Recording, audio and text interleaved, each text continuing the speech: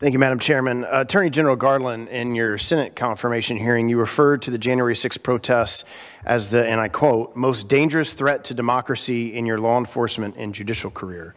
In that same hearing, you even compared January 6th to the Oklahoma City bombing case you worked on, where 168 people were killed. In June 15th, a speech announcing a new enhanced domestic terrorism policy, you cited January 6th as a motivation for that new policy. You went on to describe January 6th, and I quote, as an assault on a mainstay of our democratic system. You have said that prosecuting extremist attacks on our democratic institution remains central to the mission of the Department of Justice. So suffice it to say, it's clear that you feel very strongly about using the full force of your position to prosecute those involved in the January 6th protests. What is not clear, however, is if you will use the same force against violent left-wing domestic terrorists. Just last week, on October 14th, a group of extremist environmental and indigenous protesters forced their way into the Department of Interior. They fought with and injured security and police officers, sending some of those officers to the hospital. The extremists violently pushed their way into a restricted government building in an attempt to thwart the work of the Department of Interior. Police arrested at least 55 protesters on site, but others got away. Mr. Garland, do you believe that these environmental extremists who forced their way into the Department of Interior are also domestic terrorists? I'm not going to be able to reference that specific incident since this is the first I know about it, but I will say that the department does not care. So this is the first that you know about an incident where protesters forced themselves into a federal government building right here in D.C. Like you didn't hear about this at all? This particular example, it doesn't mean the Justice Department doesn't know about it, but I personally haven't heard about it before, what you're saying right now. But I want to be clear, we don't care whether the violence comes from the left or from the right or from the middle or from up or from down. We will prosecute violations of the law according to the statutes and facts that we have. This is a nonpartisan determination of how to do that. All right, I'll make it a little clearer for you. And most of us are lawyers here, so we use evidence in court. So you got two pictures here. One picture is from January 6th of individuals forcing themselves into the Capitol. This other picture is extremists forcing themselves into the Interior Department. So looking at these pictures, and I know you say you're not aware of this, which blows my mind that you're not aware of violent extremists forcing their way into a department right here in Washington, D.C., into a federal building. But just with these evidence, with these two pictures that you see here of people forcing themselves into a federal building, would you call both of these acts domestic terrorism?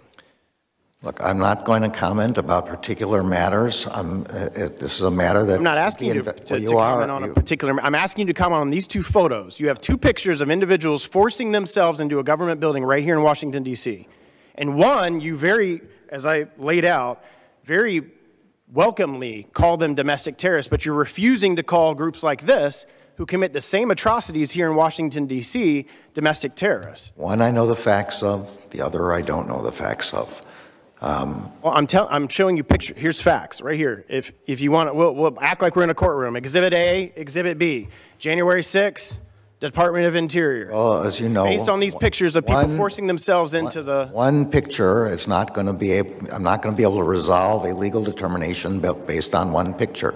In the January 6th case, we have terabytes of video which disclose exactly what happened. Speaker Pelosi, mindly, still hasn't released to the American public to view all that video that has been captured here in Washington and in the Capitol complex. But that's the problem that everyday Americans are facing right now, is they see these type of comments that you've made about January 6th, yet you're completely, and you're not answering my question now, and you're saying, well, that's an ongoing investigation and I don't know about it. But clearly, based on the pictures, clearly what has occurred, factually what's been widely reported in all sorts of different American outlets, that these individuals forced themselves into a building here in the Department of Interior, and you're refusing right here today before the American people to say, yes, that's the same type of activity that I'm going to bring the full force of the Department of Justice to come against, regardless of the ideology which you have said in the past, but you're refusing to do that today. And that's the problem with the challenges that this administration, your department is facing is everyday Americans who are seeing this on TV, and now you have the opportunity to set the record straight and say both of those actions, regardless of ideology, are against federal law and will be prosecuted with the full faith and credit of the Department of Justice, and you're refusing to do that. And that's the challenge that everyday Americans are having right now, is because they're seeing what you guys are doing to the people on January 6th, to the point where even a judge is saying that the speaker before me had 30 extra seconds. I asked the same deference that you gave to the previous speaker. That you have even judges who recently even held the Department of Corrections in contempt related to the way that the January 6 suspects have been treated, and you're refusing to even comment on the very acts that have just occurred here. And that's what is horribly wrong, and it is happening in our country, that the American people are seeing your refusal to answer those questions. The hearing will reconvene, and I'll remind people, if they're not wearing masks, they will not be recognized. Mr. Neguse. Thank you, Mr. Chairman. Good afternoon, Attorney General. Thank you for being here, and thank you for your leadership of the Department of Justice. I also want to thank my colleague, Representative Bass. I know she engaged in a line of questioning earlier about the tragic death of Elijah McClain in my home state of Colorado. I was heartened to hear that the department is engaged in a review of its use of force policies.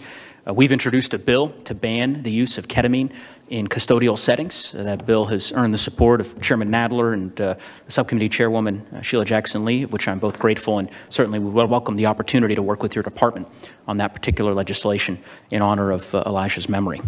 On March 22nd of this year, as you know, my community of Boulder, Colorado experienced a horrific tragedy as a gunman killed 10 people at our local grocery store using an AR-15 style pistol, which fired rifled rounds with a modified arm brace. The AR pistol brace attachment used by the gunman allowed the shooter to fire an easily concealable pistol with rifle-like accuracy and firepower.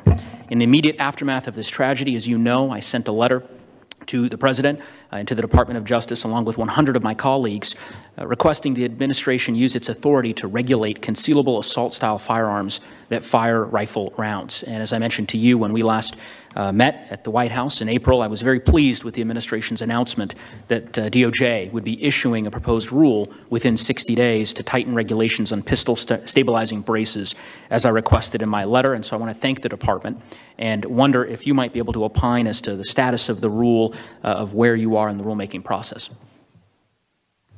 Well, I believe that we're still in the rulemaking process. I can't remember whether the comment period has closed or not, but you know, as part of the Administrative Procedure Act, as you know, we have to go through a rulemaking procedure, and that's what's going on here to prevent the pistols from being used as short-barreled rifles, which are prohibited.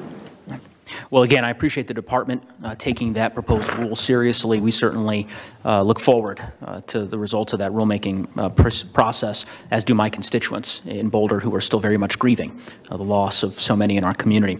Two other subjects I wanted to address in my limited time. First, around grand jury material. Now, I know, Attorney General Garland, I think you'd agree with me. So current law allows for grand jury material, known as Rule 6E material, to be released publicly after 30 years. That's current law. Is that right?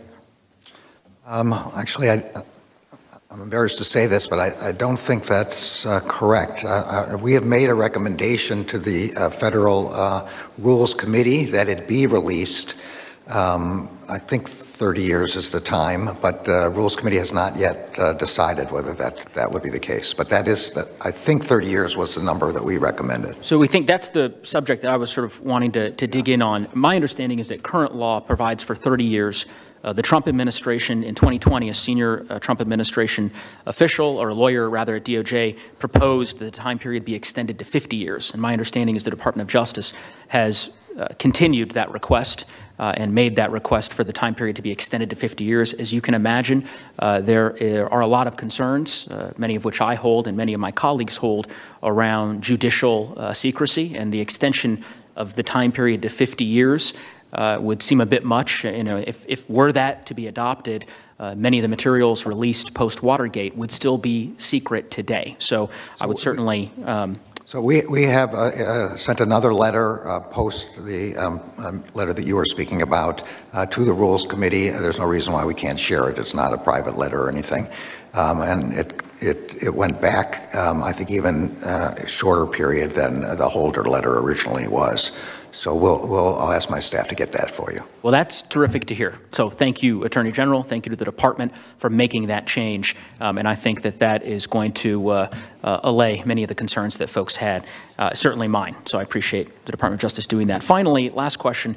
National Substance Abuse Prevention is this month. I know my colleague from Florida, Representative Deutsch, asked you a couple of questions with respect to the opioid epidemic that is pervasive across our country, including in my state in Colorado, where on average 2 Coloradans are dying a day from opioid overdoses. The department has worked with us on a bill that we introduced, the Preventing Youth Substance Abuse Act, and I want to thank DOJ for their partnership in that regard. And just wanted to give you an opportunity before the hearing concludes here this afternoon to add anything else further you'd like to add with respect to your answer to Representative Deutsch about the department's work to address this epidemic. And I think there's bipartisan interest in the Congress in partnering with your department to ensure that those solutions are applied broadly across the country, including in my state of Colorado. So this is a terrible epidemic. I went to the U.S. Attorney's offices all across California, also in Tucson, to find out what's happening with respect to the importation of this fentanyl. It is, I would say, our most number one concern now because these pills are something like 4 out of 10 pills. It's like playing Russian roulette. If you take one of those, you die. And the kids who are taking those have no idea that that's what's happening. Sometimes they think there's something else that they're buying rather than those. These are, they use precursors coming from the People's Republic of China, coming into Mexico. Then they are pressed into pill form in Mexico and then transmitted across the border. The CBP is doing an extremely good job of checking the trucks and checking the cars for this material, but it is an overwhelming problem run by the cartels. And the DEA is working extremely hard on this matter. When I was in Mexico City, I raised, with respect to the high-level security talks that we recently had with their security ministers, secretaries, I raised precisely this issue. The gentleman's time is expired.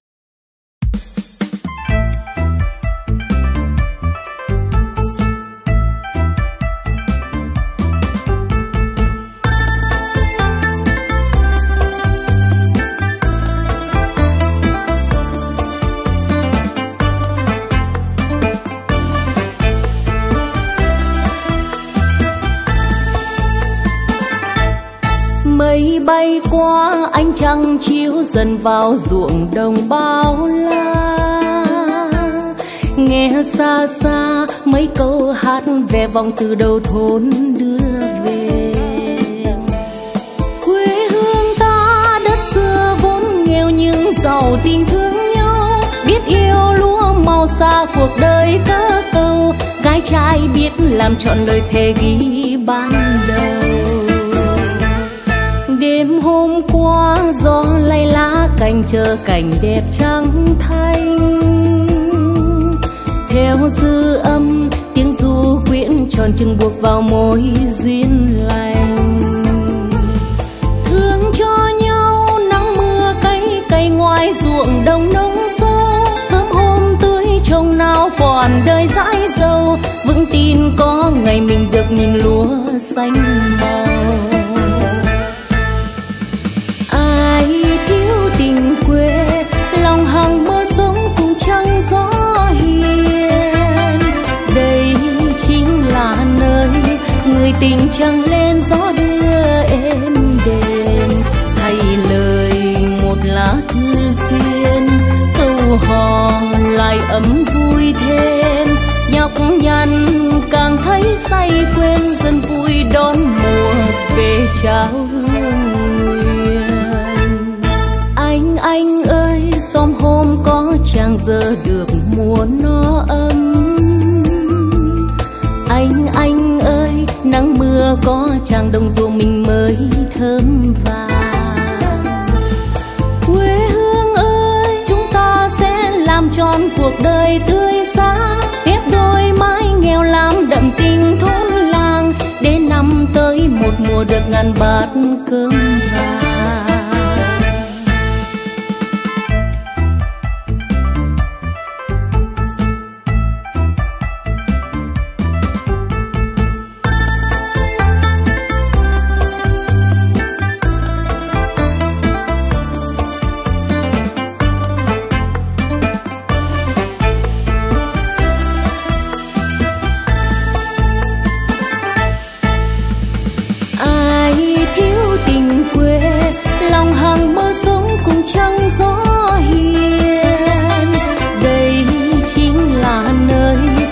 Tình trăng lên gió đưa em đềm, thay lời một lá thư duyên, câu hò lại ấm vui thêm. Nhọc nhằn càng thấy say quên, dần vui đón mùa về trao hương nguyện. Đêm hôm nay ánh trăng thắm màu cùng đẹp người vai xanh. Trăng thanh ơi, chứng cho những lời thề trọn đời ta chung tình. Yêu thương nhau góp tay ra đều đều, gạo mình màu trắng. Sáng mai gánh nhiều nhiều ngược về đô thành, bát cơm ấm lòng người để cùng sống no lành. Bát cơm ấm lòng người để cùng sống no